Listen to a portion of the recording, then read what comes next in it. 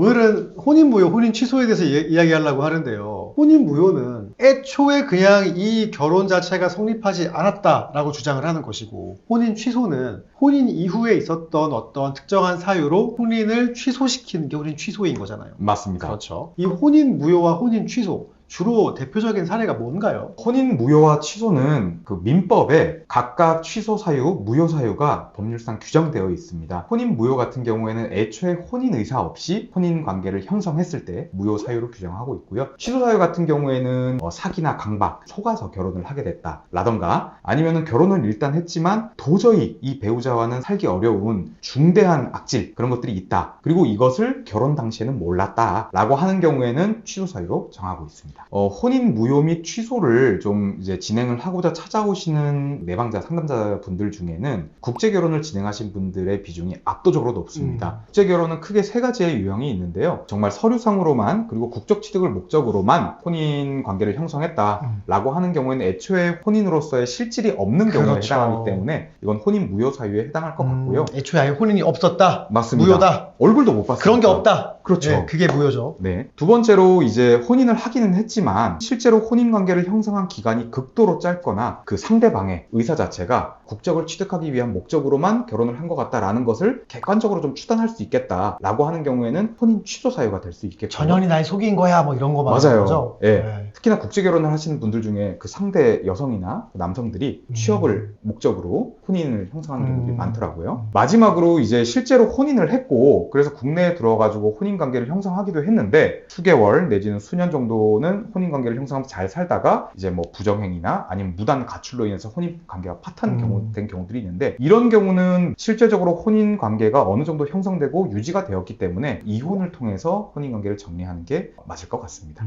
혼인 무효, 혼인 취소 각 경우에 가족관계 등록부상에 결혼 기록이 과연 말소가 되는지 여부가 많이 궁금하거든요. 네. 어떤가요? 혼인 무효 같은 경우에는 애초에 가정이 형성된 적이 없기 때문에 혼인관계 증명서상에 이제 공부상 기록이 남지가 않습니다. 다만 이제 혼인 취소가 된 경우에는 어느 정도 혼인으로서의 실질 자체는 있었다고 보기 때문에 그리고 법률상으로도 이걸 소급 무효로만 보고 있기 때문에 혼인관계 증명서상으로는 그 취소의 기록이 남게 됩니다.